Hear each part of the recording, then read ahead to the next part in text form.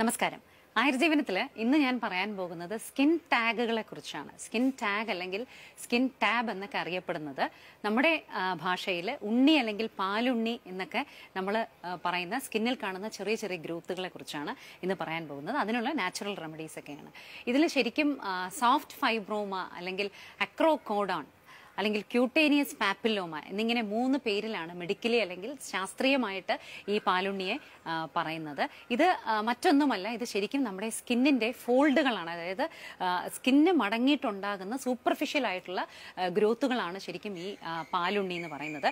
ഇത് കൂടുതലായിട്ട് കാണുന്നത് നമ്മുടെ കഴുത്തിലും കഴുത്തിന്റെ പിറകുവശവും അതുപോലെ നമ്മുടെ ഐലിഡ്സിൽ കണ്ണിൽ വരാൻ സാധ്യതയുണ്ട്, അണ്ടർ ആംസിൽ കൈ കുഴികളിൽ വരാൻ സാധ്യതയുണ്ട്. അതുപോലെ തന്നെ നമ്മുടെ ഗുഹ്യഭാഗങ്ങളിലുള്ള ഫോൾഡുകൾ, സ്കിൻ ഫോൾഡുകളിൽ ഗ്രോയിൻ ഫോൾഡ് എന്ന് പറയും, അതുപോലെ ബട്ടക്സ് ഫോൾഡ്, ഈ സ്ഥലങ്ങളിലാണ് വളരെ കോമൺ ആയിട്ട് ഈ ഒരു ഉണ്ണിയുടെ അല്ലെങ്കിൽ ഈ പാലുണ്ണിയുടെ പ്രശ്നം ഉണ്ടാകുന്നത്.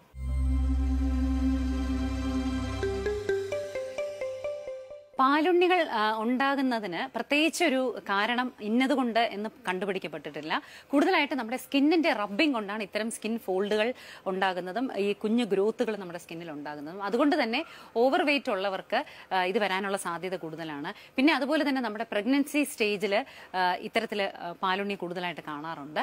പിന്നെ ഡയബറ്റിസ് ഉള്ളവർക്കും ഈ ഉണ്ണിയുടെ പ്രശ്നം ഷുഗർ ലെവൽ വളരെയധികം കൂടുമ്പോൾ വരാറുണ്ട്. പിന്നെ പറയുകയാണെങ്കിൽ ജനറ്റിക്സും എൻവയൺമെന്റ്, നമ്മുടെ പ്രകൃതിയിലുള്ള പല പ്രശ്നങ്ങൾ കൊണ്ടും പാരമ്പര്യമായിട്ട് ഈ ഒരു നേച്ചർ ഉള്ളവർക്ക് അത് വരാനുള്ള സാധ്യതയുണ്ട്. പിന്നെ വളരെ ടൈറ്റായിട്ട് നമ്മൾ ഡ്രസ്സ് ചെയ്യുന്നത് കൊണ്ട് നമ്മുടെ സ്കിന്നിലുള്ള ഫ്രിക്ഷൻ വളരെ കൂടുന്നത് കൊണ്ടും അതൊരു റീസൺ ആയിട്ട് ഈ ഗുഹ്യഭാഗങ്ങളിലൊക്കെ ഈ ഉണ്ണി വരാനുള്ള റീസൺ ആയിട്ട് പറയാറുണ്ട്.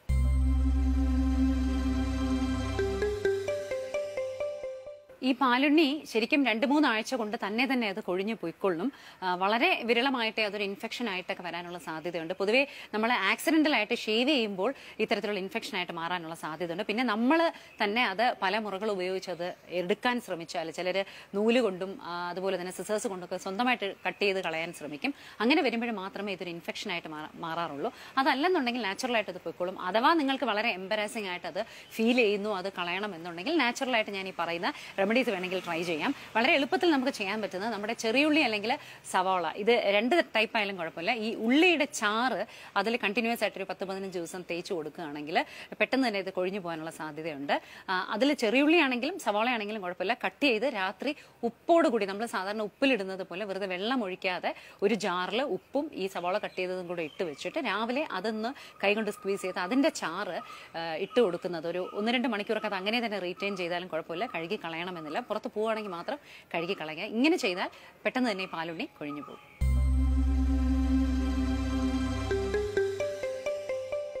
പാലുണ്ണികൾ പെട്ടെന്ന് കൊഴിഞ്ഞു പോകുന്നതിന് നമുക്ക് വീട്ടിൽ എളുപ്പത്തിൽ ചെയ്യാവുന്ന മറ്റൊരു റെമഡി എന്ന് പറയുന്നത് നമ്മുടെ ബേക്കിംഗ് സോഡയും അതുപോലെ കടുകെണ്ണയും കാസ്റ്റർ ഓയിലും കൂടിയിട്ട് മിക്സ് ചെയ്തിട്ട് ഒരു പേസ്റ്റ് ഫോമിലാക്കി രാത്രി തേച്ച് വെച്ചിട്ട് രാവിലെ അത് വെച്ച് തന്നെ ഉറങ്ങിയിട്ട് രാവിലെ അത് കഴുകി കളയുന്നത്, ഇളം ചൂടുവെള്ളത്തിൽ കഴുകി കഴിഞ്ഞാൽ പെട്ടെന്ന് തന്നെ ഈ പാലുണ്ണി കൊഴിയുന്നതിന് ഹെൽപ്പ് ചെയ്യും.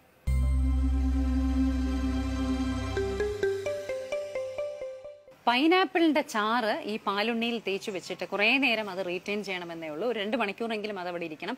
കഴുകി കളഞ്ഞില്ലെങ്കിലും കുഴപ്പമില്ല.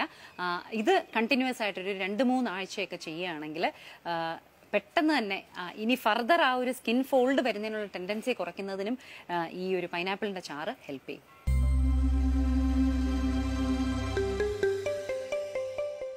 ഈ പാലുണ്ണികൾ ശരിക്കും നമുക്കൊരു ബുദ്ധിമുട്ടായിട്ട് തോന്നാൻ വളരെ സാധ്യത കുറവാണ്. അഥവാ അങ്ങനെ ഒരു പ്രശ്നമുണ്ടെങ്കിൽ മാത്രം ഡെർമറ്റോളജിസ്റ്റിനെ കണ്ടിട്ട് പെട്ടെന്ന് തന്നെ സയന്റിഫിക് ആയിട്ടുള്ള രീതിയിൽ ശരിക്കും അവർ സിസേഴ്സ് വെച്ച് കട്ട് ചെയ്യും. പിന്നെ ലിക്വിഡ് നൈട്രജൻ വെച്ചിട്ട് ഫ്രീസ് ചെയ്ത് കളയും, അല്ലെങ്കിൽ കരിച്ചു കളയും.